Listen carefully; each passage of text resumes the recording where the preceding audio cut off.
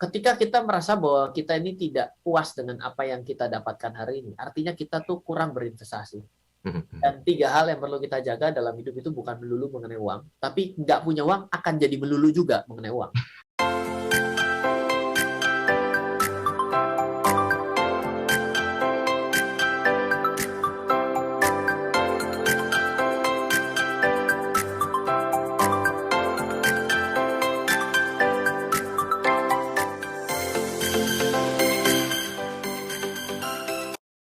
Saya baru bilang kalau ketawa tuh kelihatan kedengeran suaranya gitu loh. Mas Ryan Filbert, selamat malam. Selamat malam, Mas Darius. Selamat malam pada smart listeners dimanapun Anda berada. Yes, sehatkah dirimu, Mas Ryan? Iya, tentu sehat dong. Makanya bisa siaran pada malam hari ini. Sore menjelang malam. Iya, betul sekali. Baik, Mas Ryan, thank you. Hari ini kita bahas tentang kapan waktu yang tepat untuk berinvestasi. Karena mungkin kalau kita melihat tentang waktu yang tepat tuh, Mas Ryan Filbert sering mengatakan sekarang mulai ya berarti sekarang waktu yang tepat, dan itu dimulai dari 0 katanya. Tetapi kan pertimbangannya nggak melulu harus itu aja ya Mas Ren ya. Ada pertimbangan yang berhubungan bagaimana mengatur keuangannya, mempelajari ilmunya seperti apa, kemudian juga harus mempersiapkan atau resiko-resikonya juga yang harus dihadapi. Oke, Mas, apa yang bisa disampaikan sebuah gambaran besar tentang tema kita hari ini, kapan waktu yang tepat berinvestasi? Silakan Mas Ryan. Ya, dari catatan kehidupan saya, tiba-tiba seperti orang tua ya. Filosofis nih. Kelihatan rambutnya udah stabil begini. Ya. Saya lebih suka begini loh Mas Ryan, lebih wise gitu, lebih major. Ya, saya mengenal dunia keuangan dan investasi itu secara tidak langsung jadi mengenalnya setengah dari usia saya. Artinya usia saya 36 saat ini, saya mengenalnya dari usia 18 tahun. Saya beberapa kali melakukan yang namanya refleksi lah ya, tes cermin ya. Andaikan saya boleh mengulang, andaikan saya boleh memberikan catatan, sebenarnya apa sih yang harus saya lakukan ketika saya mau memulai investasi atau petualangan hidup saya? Karena pada akhirnya kalau hidup itu menurut saya ada 3 poin yang perlu kita perhatikan. Satu, kita punya uang bagus, tapi ternyata kita sakit-sakitan jelek. Ya, ketika kita sehat nggak punya duit, bentar lagi sakit. Karena stres, ya. Karena apa? Karena kita harus akui dalam kehidupan ini kita pasti perlu uang. Di poin mana dalam hidup yang tidak mengeluarkan biaya? Nggak ada. Kita tidur di rumah pun akan keluar biaya. Akan keluar biaya listrik, akan keluar biaya maintenance, akan keluar biaya pulsa, kita akan keluar biaya kebersihan dan lain sebagainya. Jadi tidak bisa kita katakan bahwa hidup ini tidak melulu karena ada uang, ya susah juga kita menyangkal hal tersebut. Nah, ada poin ketiga. Pertanyaannya adalah waktu. Ketika kita dibilang sehat, kita punya uang, tapi kita nggak punya waktu karena kita terlalu sibuk akan pekerjaan kita. Sehat, tapi punya uang, tapi nggak ada waktunya. Jadi 3 elemen ini dalam kehidupan adalah satu pesan penting yang ingin saya sampaikan karena saya tidak bisa kembali ke masa lalu karena teori Albert Einstein belum bisa ada yang mematahkan gitu untuk bisa pergi ke masa lalu. Ya, artinya ini saya mau coba berikan pesan kepada orang lain yang mungkin entah hari ini memulai di usia berapapun sadar apakah Anda sudah punya 3 ini. Kalau Anda tidak punya... Boleh ulang, Mas Ryan? Sorry, boleh ulang tiganya apa? Oh, punya uang, punya kesehatan, punya waktu. Ya. Karena biasanya orang kalau orang punya uang, orang nggak punya waktu, karena habis di kantor. Ya. Nah, akhirnya dia jadi nggak sehat juga. Betul. Sehat sih, badannya keren. Tapi kere, nggak punya duit. Ya. Susah juga. Karena habis juga waktunya untuk menjaga kesehatannya doang gitu. Punya uang sih, tapi ternyata mau menikmatinya di usia 90. Berarti nggak punya waktu juga. Mana mau daki Gunung Mount Everest umur 90 ya berat juga dibandingkan umur 30 tahun, Bang. Yes. Jadi 3 poin ini adalah sesuatu yang saya renungkan. Ini menjadi menarik kalau kita bisa kejar sedini mungkin. Dengan kata kuncinya adalah pada setiap poin Anda investasikan kemana. Kalau Anda setiap hari investasi untuk sesuatu yang tidak berbobot, waktu Anda habis, ya berarti investasi Anda ke tempat yang salah. Jadi investasi itu nggak melulu mengenai uang. Investasi itu apapun yang membuat kita bisa berkembang dalam hidup kita, sesuatu yang kecil bisa menghasilkan puluhan kali lipat. Itulah bagian dari investasi itu sendiri. Orang yang setiap hari tidak peduli bagaimana cara menjaga kesehatan, investasinya itu ya investasi sakit. Artinya nanti akan jadi masalah juga. Jadi apapun 3 poin ini, kata kuncinya adalah kita harus memasukkan apa dalam elemen itu. Mau punya uang, berarti investasilah uang. Mau punya kesehatan, investasikan kesehatan. Mau punya waktu, investasikan waktu. Oke, kalau gitu hari ini di sesi kedua nanti kita bahas secara holistik satu persatu ya. Mau kurang, harus sampai jam 12 malam ini. Nggak pernah puas ya orang. Kita break dulu deh.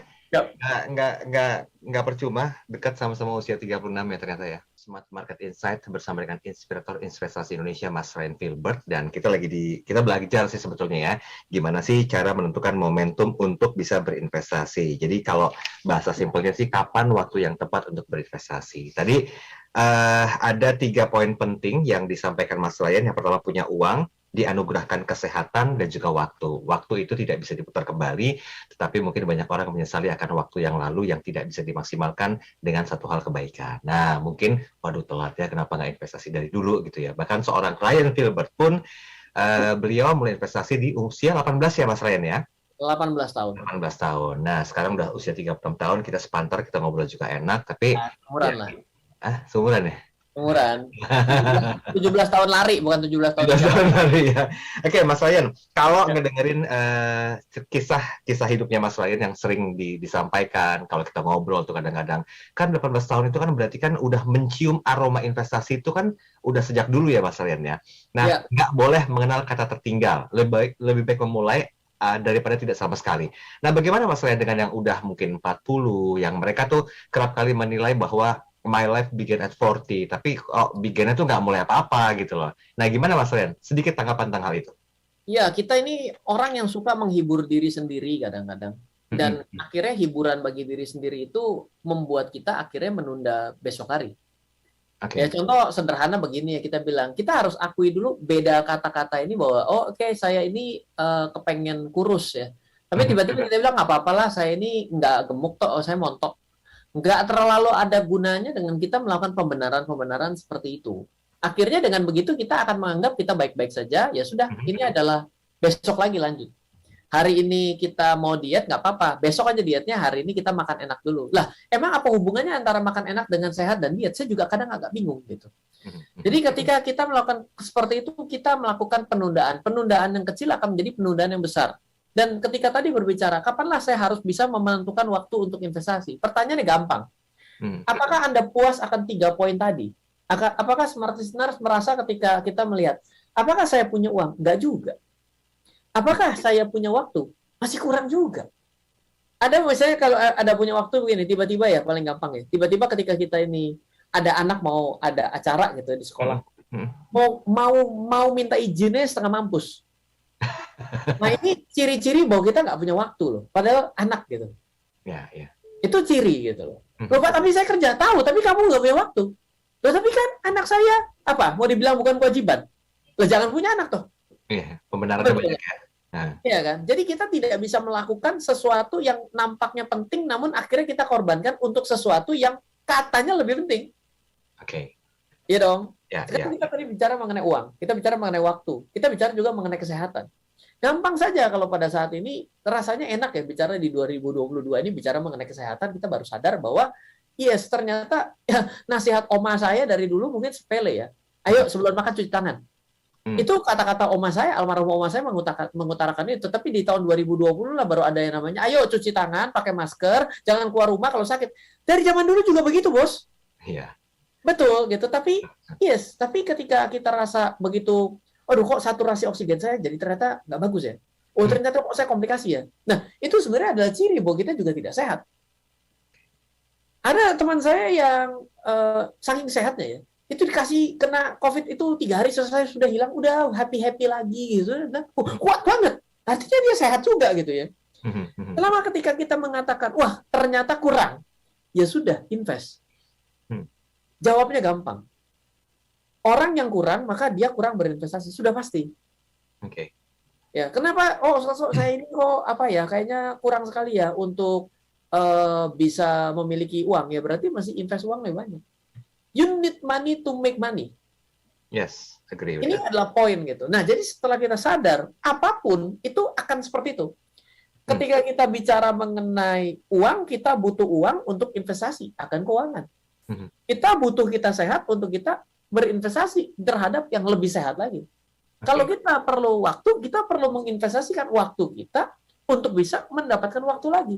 Jadi hidup ini sebenarnya sangat tidak terlalu dibilang. Makanya saya dulu kadang-kadang ya waktu pertama kali dengar yang suatu buku yang The Secret itu ya. Saya baca untuk pertama kali, saya bilang, ilmu apa ini kayak begini? Ini Mas sudah tahu semua loh. Memang ditulis di buku itu, semua itu kamu sudah tahu. Tapi kita remehkan hal tersebut. Nah, sama, investasi itu sama. Ketika kita merasa bagian yang tadi itu kurang, itu berarti saat yang memang harus Anda mulai lakukan.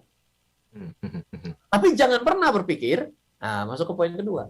Jangan pernah berpikir seperti melakukan sedikit menghasilkan sesuatu yang sangat besar. Nggak ada teori konsumen di sini. Itu teori konsumen. Pengorbanan sekecil-kecilnya menghasilkan sesuatu yang sebesar-besarnya. Untuk mendapatkan investasi yang besar, Anda mesti investasi yang besar. Ya, setuju. Mau lipat ganda sesakti apapun, nggak ada gunanya nih. Loh, kok bisa begitu? Gampang, begini aja deh, kita balik sekarang. Tahu nggak, ada yang namanya emas. Oke, emas 10 tahun yang lalu, 20 tahun yang lalu mungkin harganya 100.000 lah. Kayaknya 100.000. Hari ini tuh harga emas 1 juta. Coba punya 1 gram aja. Apa hasilnya? Hasilnya nggak happy. Cuma lumayan gaya keren saja. Saya hebat loh investasi emas untung. Berapa jadinya? Keren 1000%. Berapa investasinya? 100.000. Sekarang jadi berapa? 1 juta. 1 juta doang. Hidup sebulan juga nggak bisa. Nah, kenapa? Karena ketika kita sudah sadar bahwa kebutuhan kita investasi, betul. Tapi kita perlu sadar, kita tidak bisa menggunakan teori konsumen di sini. Teori konsumen dan teori produsen tidak bisa di sini. Teori konsumen dan produsen itu berlawanan. Konsumen itu korban sekecil-kecilnya mendapatkan kenikmatan sebesar-besarnya. Produsen adalah biaya sekecil-kecilnya untuk mendapatkan profit sebesar-besarnya. Enggak bisa. Tidak bisa dilakukan investasi. Kalau mau kayak gitu, kembalilah menjadi pedagang. Pedagang saham, pedagang kripto. Dia bukan investor. Dia pedagang. Dia mengadopsi konsep demand supply dari buyer dan seller di sana. Tidak lagi bicara dengan konsep investasi. Investasi itu adalah bagaimana cara menghimpun aset menjadi besar, menjadi semakin besar, sampai akhirnya asetnya bisa kasih makan dia. Teorinya gampang, implementasinya tidak bisa segampang itu. Dalam saya belajar pun saya mengkoreksinya berkali-kali.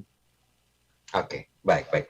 Mas, ini kan pembahasannya sebetulnya holistik ya, karena kalau kita melihat semua sesuatu hal yang bisa diinvestasikan itu kan harus punya beberapa hal. Satu di antaranya merawat apa yang akan kita investasikan.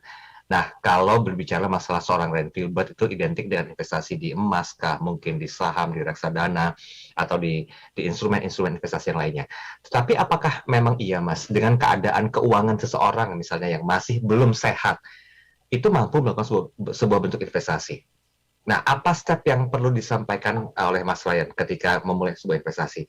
Awalnya seperti apa, tengahnya bagaimana, dan nanti memulai investasinya bagaimana? Nah, ini aliran bela diri ya. Ada orang yang mengatakan, loh Pak, saya ini masih banyak hutang kok, harus bisa mulai investasi. Ya. Betul. Nah, dengan kata-kata itu sebenarnya lagi kembali menjadi konsep yang tadi, yaitu sebenarnya adalah konsep penundaan. Pembenaran yang hubung ya. Saya nanti ya kalau udah sehat dulu lah, kolesterolnya turun, saya baru mau mulai olahraga. Ya terjadi konsep penundaan lagi di sana. Kenapa tidak mulai saja dulu dengan angkat kaki Anda 1?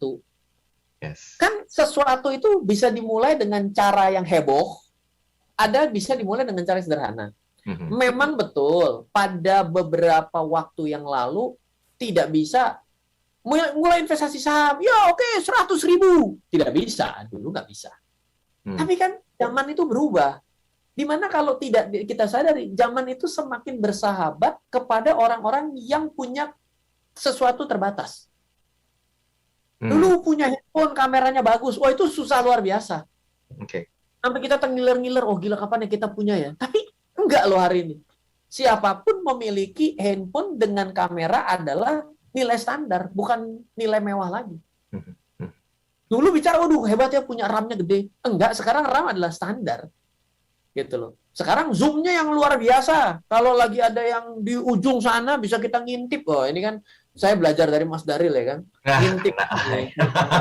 Ya, ini jangan salah paham ngintip apa dulu. Ya, maksudnya ngintip instrumen investasi yang bagus gitu. Yang bagus gitu. Itu kan baru jadi nilai selanjutnya. Tapi enggak loh, segala sesuatunya tuh bergeser menjadi lebih ramah buat kita. Sama. Yang namanya barang teknologi membuat kita menjadi lebih ramah untuk dibeli dengan lebih murah. Yang kedua adalah sama investasi juga. Hari ini kita bicara itu nggak akan menjadi sesuatu yang mewah. Ya. Karena sekarang bicara, coba sebut aja, apa yang harus dibeli dengan mahal? Oh, saham? Enggak. Saham Amerika? Enggak juga. Kripto? Ya apalagi barang ABG ini mah. Berapapun bisa. Kan milenial, nggak boleh ABG. Kalau ABG itu ceritanya udah kelihatan umur. Kalau milenial tuh beda. Gitu. Baby boomer itu bahasa yang sudah zaman now gitu. Udah, kita break dulu. Ini curhatnya kebablasan. Nggak boleh nih, nggak lanjut. Tahan sebentar Mas Wayan, nanti sambung lagi ya.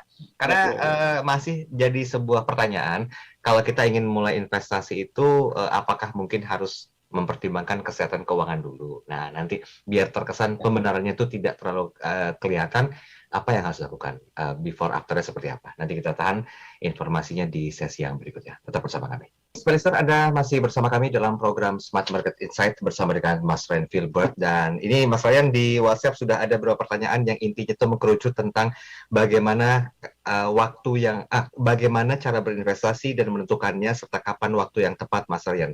Ini pertanyaan dari Nuri, kemudian juga dari Lely ada masih takut-takut dengan investasi yang agak sedikit besar, Mas Ryan, karena pemberitaan di media itu begitu masif tentang banyak orang rugi akibat investasi. Belum lagi dampak dari news-news yang lainnya. Kemudian dari Sylvia Hartono, investasi yang cocok untuk usia 40 dengan status masih pegawai itu apa, Mas Ryan? Oke, mungkin kita bisa langsung fokus ke sana, Mas Ryan.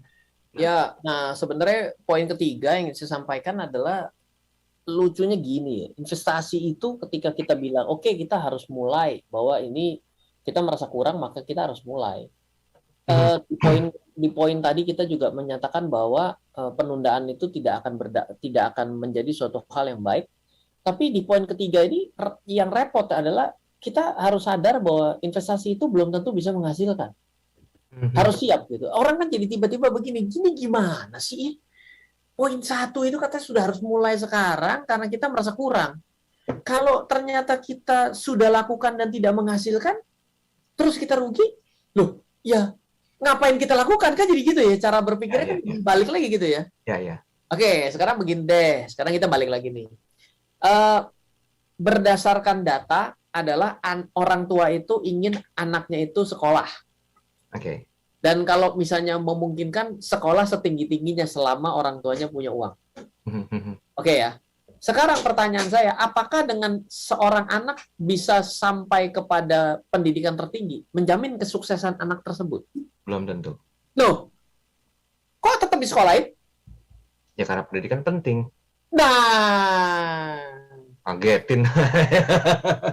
Berarti ini seperti tema minggu lalu. Kadang-kadang kita menggunakan standar ganda. Yes, betul. Ketika kita bicara mengenai investasi, kita investasi perlu. Oke, kalau gitu saya akan bela-bela investasi. Saya bilang, hati-hati loh, investasi masih belum tentu bisa menghasilkan.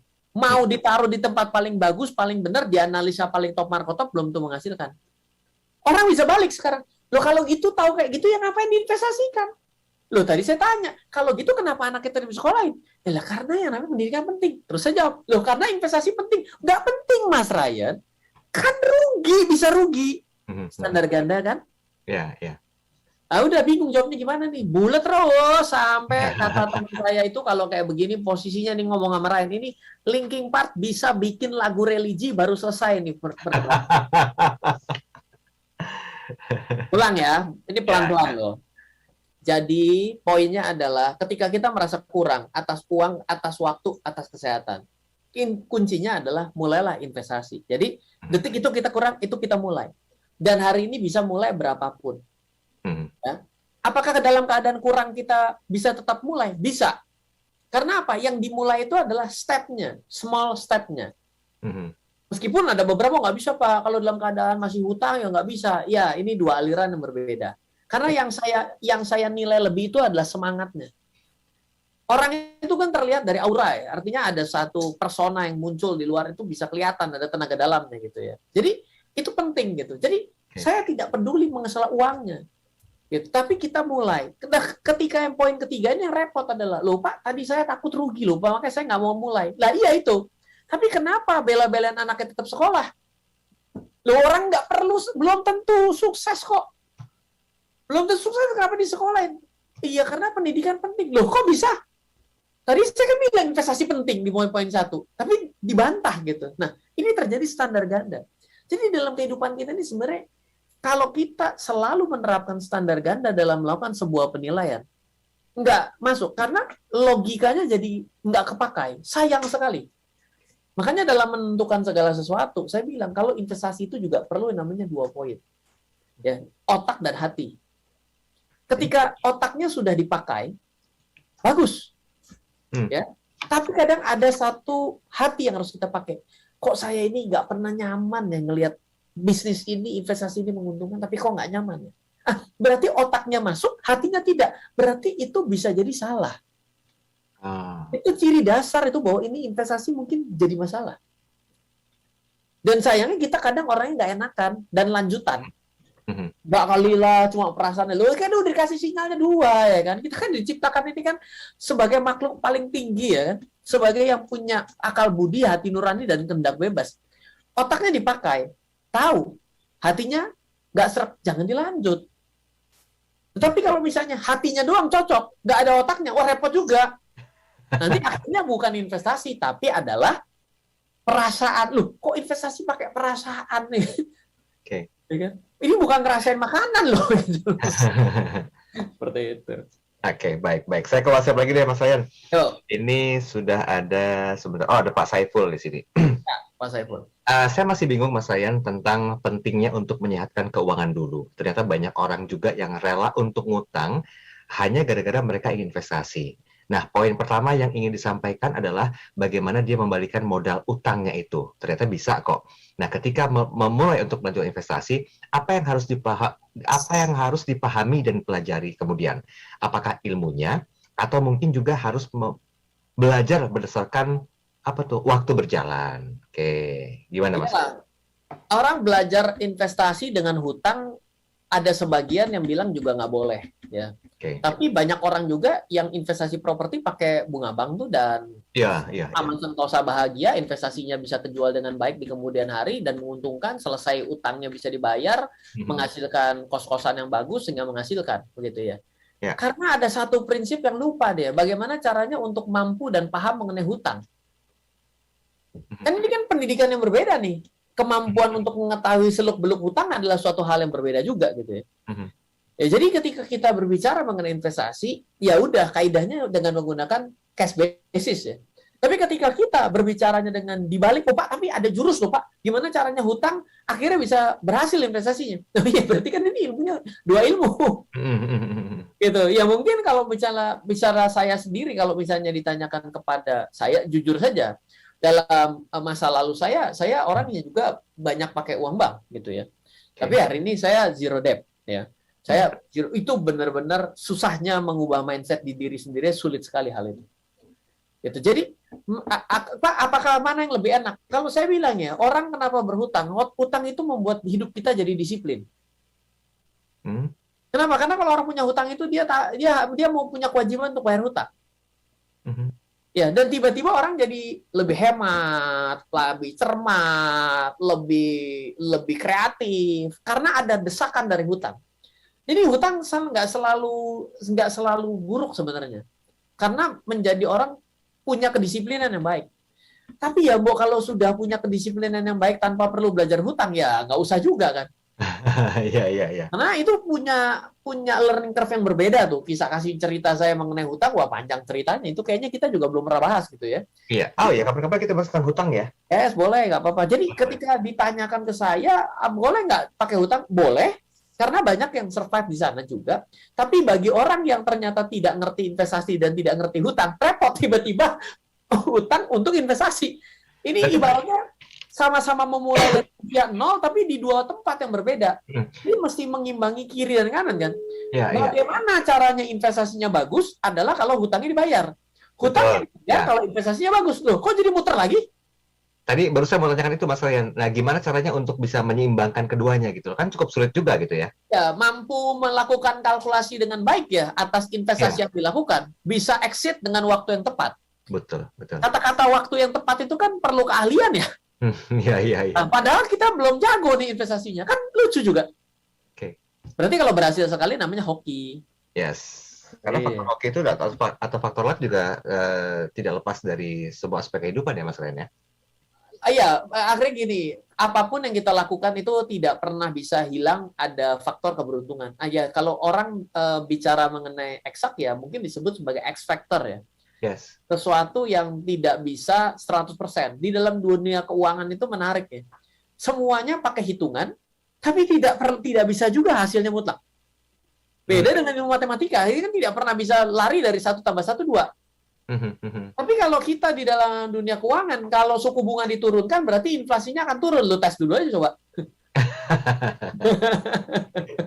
Baik, baik, baik. Ini sudah ada Ibu, Pak Kris. Pak Kris, saya Pak. Pak Kris bilang begini katanya, setuju. Ada banyak orang kok yang sukses berinvestasi dengan berhutang, walaupun harus lebih mendisiplinkan diri Ya. karena setiap keuntungan yang didapat dari investasi itu diutamakan untuk melunasi hutangnya. Nah, Ya. kapan waktu yang tepat Mas untuk bisa menikmati profit atau cuan dari investasi kalau tetap masih ada hutang? Ini jadi sesuatu yang menurut saya jadi bisa begini ya. Selama kita hutangnya ada, tapi nilai income dari investasinya itu lebih besar, ya kita jadi bisa ya untuk sambil membayar, sambil menikmati. Namun sebenarnya hidup yang paling nikmat itu ketika kewajiban itu sudah terpenuhi, kita tinggal menikmati haknya gitu. Oke. Jadi ya pada akhirnya sebenarnya mampu menentukan exit yang tepat, melikuidasi asetnya, melikuidasi, men-stop hutangnya, sehingga netnya itu bisa dinikmati buat kita. Oke. Ada banyak aliran lah. Kebetulan saya mungkin orang yang alirannya zero debt method ya hari ini gitu. Tapi ada orang yang menyatakan bahwa saya adalah orang yang pengecut. Tapi dalam hidup saya mau seberapa jauh lagi? Apakah masa makin tua makin orang yang makin nekat kan lucu ya? Katanya kan orang kalau makin tua harus makin bijak, harus makin hati-hati. Lu makin tua makin gas. Jadi nanti masuknya jadi makin tua makin keladi kan repot juga. Nggak usah curhat. Break. Kita sambung nanti di sesi terakhir Mas Ryan ya. Ya. Anda jangan kemana-mana, tetap bersama kami. Seperti dalam program Smart Market Insight tentang kapan waktu yang tepat berinvestasi bersama dengan Mas Ryan Filbert dan ada saya Daryl Adam di sini. Dan sepertinya kita harus bisa mengkerucutkan ya tentang waktu yang tepat itu kapan. Walaupun ini secara holistik sudah dibahas dari 3 pertimbangan, punya uang, punya kesehatan, dan juga punya waktu. Itu aja sebenarnya nggak cukup ya Mas Ryan. Kalau misalnya nggak ada niat dan kemauan yang mungkin juga harus dikuatkan dulu gitu loh. Karena menghadapi resiko-resikonya. Nah, Mas, boleh nggak sedikit kita ulas ya, kita review sedikit. Beberapa minggu lalu kita sempat bahas tentang masalah mengenali resiko. Nah, kalau untuk investasi sendiri, ketika kita mau mulai dengan waktu yang sudah tepat, kan kadang-kadang suka ada barrier-nya nih Mas, wah resikonya begini ya, sehingga urung lagi niatnya. Nah, apa sih resiko yang bisa di-manage Mas? Kalau dari saya ya, lebih baik saya itu ambil dari yang namanya goals oriented ya. Jadi kita lihatnya dari goals-nya gitu ya. Okay. Ya apapun ini banyak cara ya, tapi saya akan coba cerita dari sudut pandang saya. Pertama kali ketika saya melakukan investasi, ini tidak seperti 18 tahun yang lalu ya, tapi dalam beberapa tahun setelah saya belajar, saya tentunya kan merevisi terus-menerus cara saya berinvestasi dan cara saya berpikir gitu ya. Jadi cara saya adalah yang paling gampang begini, saya ini kepingin punya uang berapa sebenarnya. Tapi saya ingin punya uang berapa tanpa saya harus kerja. Nah, jadi saya tambahkan tingkat kesulitannya gitu. Kenapa? Kalau kita ingin punya uang berapa dengan kerja, berarti kan cuma tinggal cari berapa pendapatan, mau digaji berapa, menclok, pindah sono, sampai satu titik, deal sama, oke, sesuai harapan. Ya, bagi saya itu adalah standar, adalah suatu impian standar. Ya. Kalau saya balik sekarang, saya bagaimana cara saya dapat uang sekian, tapi saya tidak perlu kerja. Nah, saya udah mulai mikir, oh ternyata saya misalnya, ya saya maunya yang 10 juta. Gitu. Gimana ya caranya saya dapat 10 juta, mau per bulan atau per tahun nih? Kalau per bulan, ya udah, gimana caranya saya dapat 10 juta per bulan? Saya mulai tulis nih, kalau saya nabung di bank, bunganya 4%, saya perlu punya uang 120 ya, berarti kan 120 4% berarti saya perlu 120 itu berarti 5 miliar 200 juta, berarti 3 miliar. Ya, ke 3 miliar, 4%, 120 juta. Wah, 3 miliar saya belum ada. Repot nih. Apalagi ya, saya bilangnya. Kan kalau deposito yang paling aman. Berarti nggak mungkin. Berarti saya harus meningkatkan resikonya sehingga modalnya turun. Ya, betul. Ganti ke yang lain. Ganti terus. Saham misalnya. Ternyata apalagi gitu. Nanti akan kita bisa coba untuk temukan. Kira-kira seperti itu nantinya. Emang harus begitu, step by stepnya. Baik. Satu WhatsApp yang masuk ini dari Pak Mas atau Pak Slamet. Ya. Apa nih?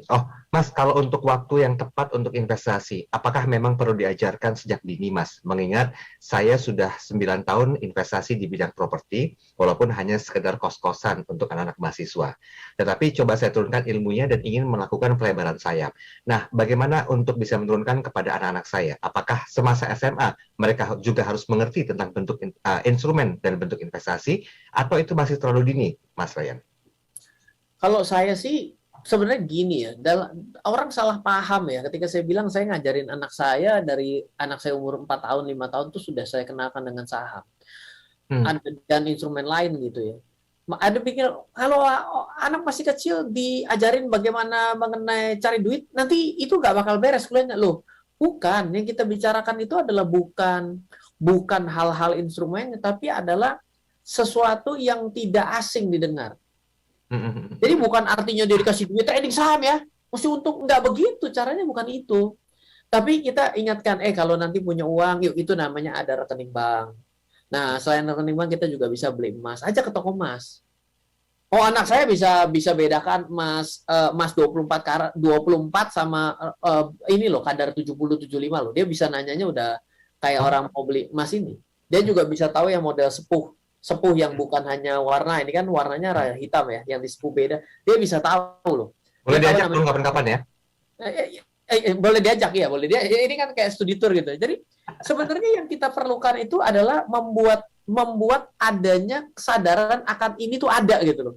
Oke. Bisa bayangkan nih, sekarang kita tiba fresh graduate ya, begitu tiba-tiba kerja, gitu terima duit, itu kan kayak orang bingung mau diapain. Tapi kalau dia sudah mengenal ini dari jauh-jauh hari, dia oh iya saya kayaknya mesti beli emas tuh. Kalau emas tuh dulu harganya sekian, saya kok nggak punya ya. Dia tahu mau dibawa kemana nih barang.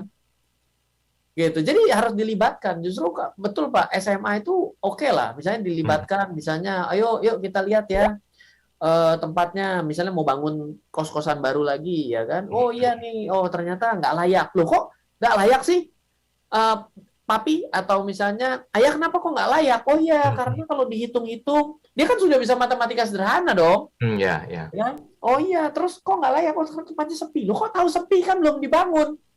Loh kan kamu belajar yang namanya dunia statistik, yang namanya rata-rata. Kamu kan juga tahu namanya teori peluang. Nah, kita kembalikan itu sehingga akhirnya dia belajar itu di sekolah, tahu bahwa ada hubungan yang erat antara pelajaran sekolah dengan kehidupan nyata.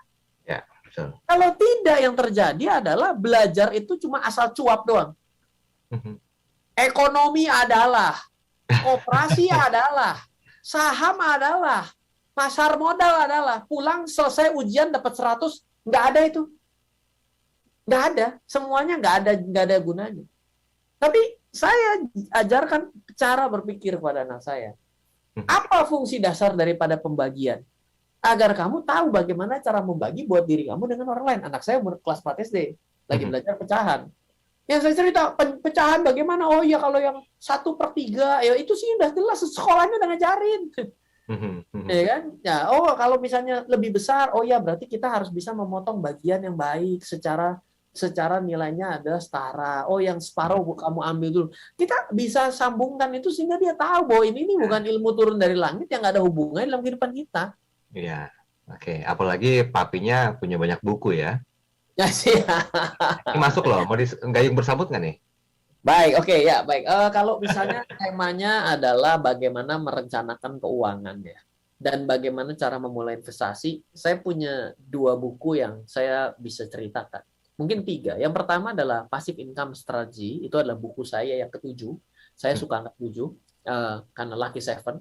Di mana buku tersebut adalah saya menceritakan sebenarnya orang itu di dunia tuh investasi kemana sih? Oke. Ternyata nggak banyak. Di era hari ini tambah 1, kripto doang. Yang lain ya jam Rolex kayak itu ya sudah dari dulu tuh sudah ada, lukisan itu sudah dari dulu gitu. Lalu yang selanjutnya adalah kita bicara mengenai bagaimana caranya investasi yang sederhana, yaitu adalah investasi reksadana. Jadi buku yang pertama adalah Passive Income Strategy, yang kedua adalah Menjadi Kaya dan Terencana dengan Reksadana. Buku yang ketiga adalah Investor Blueprint, bahwa ada suatu peta biru. Kalau kita bangun rumah nggak ada peta birunya, itu repot itu. Nanti air di dalam kamar mandi Anda bisa tergenang terus, karena nggak direncanakan dengan baik gitu ya.